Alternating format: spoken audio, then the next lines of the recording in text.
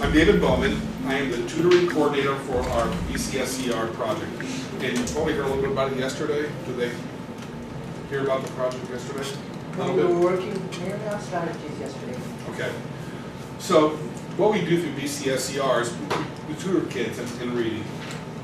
We've got about 3,500 kids per semester that we work with across 4 states. When I designed the tutoring component for the project, I did one very simple thing. I looked at the research. I looked at the National Reading Panel. They did a meta-analysis of some 10,000 reading studies, and they said, okay, based on all of this stuff we've done, what actually works? Presented their findings. We built a program that's now let's put it in practice. So we've been running this tutoring component for a couple of years now, and previously I did a very similar tutoring program for about 4 years, about the same number of kids. So we're talking about thousands upon thousands upon thousands of kids over a pretty long period of time where we've actually had a chance to test some of these strategies and see what actually works to help kids learn to read across all grade levels, across all subject areas. As it turns out, there's one key component, there's one major factor that seems to produce the optimal growth in reading ability, and that is the degree to which teachers are addressing what we call the 6 components of reading. So we're going to be looking at those, and I'll show you some data here pretty quickly, but we're going to be looking at not only what are those components, but what do they look like from an instructional perspective. What can people actually do to help kids develop their skills in those various areas? Okay. Your primary job as mid-school folks, well, your 2 primary jobs are this. One, always be thinking about how would this work for this age group. And many of the things that we're going to do today will work across all age groups. You just have to modify them and kind of wiggle them around a little bit. You also need to think, how do I modify for my content area? And so there's one thing that I firmly believe is that if kids struggle with reading, they're going to struggle in every content area. Which means, in part, if you want kids to do well in your subject areas, you have to be a part of helping them learn how to read well. If you want them to learn math, you're going to have to help them read well. If you want them to learn science, you're going to have to help them learn to read well, and so forth. Otherwise, they're not going to be able to get to, access, and master the content that you're trying to teach them. So you're going to see most things we're going to do are types of activities that will work across all content areas. So part of your job is saying, how do I bring this back to my classroom and use it for the content that I'm trying to present? So far, so good? What else is there to say? As we look at these, what we call the 6 components of reading, we're going to use those same types of instructional activities around the 6 components that you can use in your content areas. I'm not going to talk a lot and show you some things. We're actually going to do those types of things. We're actually going to do those effective instructional strategies to help us learn more about the 6 components and how they can be adapted and applied to your classroom. So expect to move around, expect to talk a lot. You're going to have a lot of papers going around, so we'll need some assistance with that.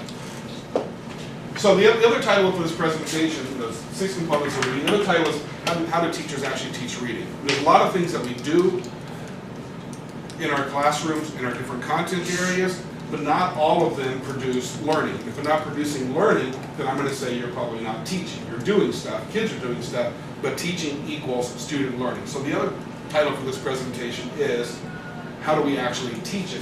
Which means how do we make sure kids understand it and can do it? All right. So we're going to look at everything from a couple different perspectives. We're going to look at the how, we're going to look at the what. The what is going to be our 6 components of reading. Okay?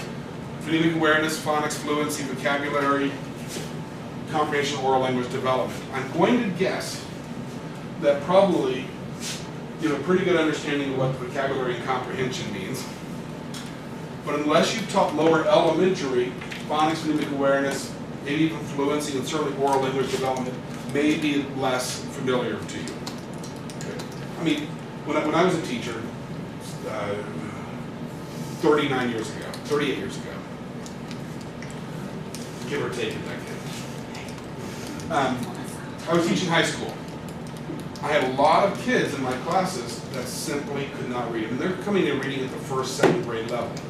How in the world am I going to teach them to write, the most fabulous essays in the entire world if they can't even read, right?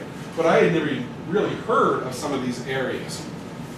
Because if you're teaching at this level, when you go through your teacher prep programs, it's just not a part of what you learn. Yet we know it's still a part of what kids need to learn. Right? When I'm hearing from tutors all the time, it's like, I'm a little surprised. I'm working with these mid-school kids, working with these elementary, I'm looking upper elementary, working with these high school kids.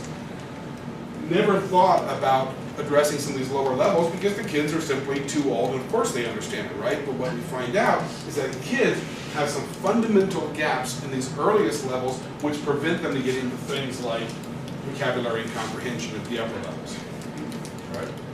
And if they've got those gaps, we're not going to get them to the content that we're trying to teach them. So that's the what. We're going to talk most about that. But the how, all the stuff we're going to do today is these issues over here. Active learning, which basically means there is movement involved in the learning process. That the activity itself is a part of the learning the content. But there's no separation between the activity of students and an exploration of the content. A lot of cooperative learning, the research is very clear. We're talking about social emotional issues, which is kind of a big deal for this grade level, right? And we're developing some of those collaborative skills, those social interaction skills. That comes out of the types of activities and the way that we structure them. Integrated topics, we're never going to do one thing at a time. We're always doing multiple things. But I will throw in one more piece, and that is the social emotional piece. As we're looking at cooperative learning, we have to think very carefully about one of the most fundamental skills that hopefully we all possess as adults, and that is the ability to negotiate. It's the ability to work with somebody with different ideas, come to terms, come to an agreement, and then be able to act together in unison upon that agreement. That's really what negotiation is. So when we do a lot of these activities around cooperative learning, what we're going to see is a lot of negotiation.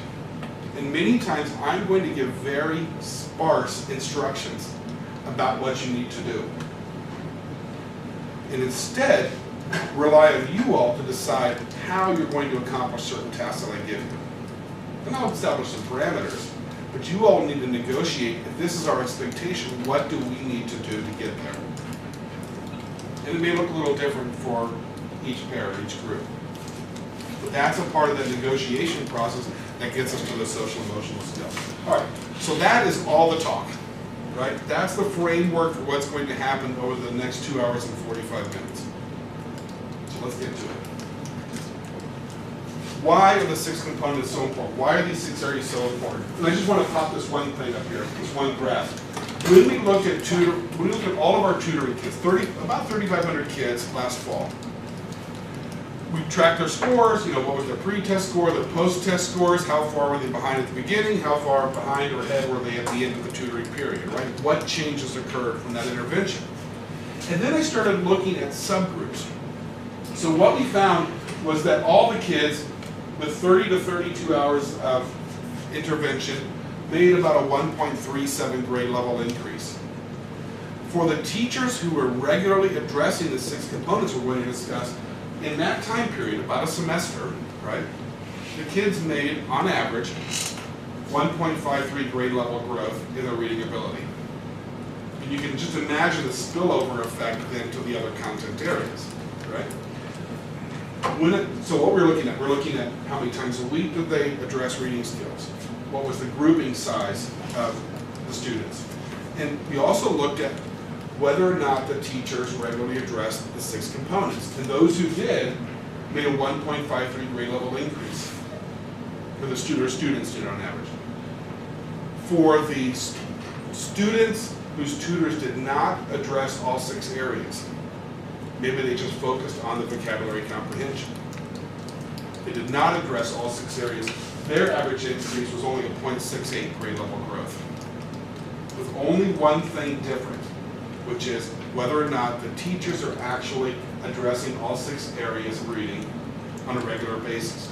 Same time frame, same group size, same schedule, only one thing different, 1.53, all 6 areas, 0.68, they did not address all 6 areas regularly.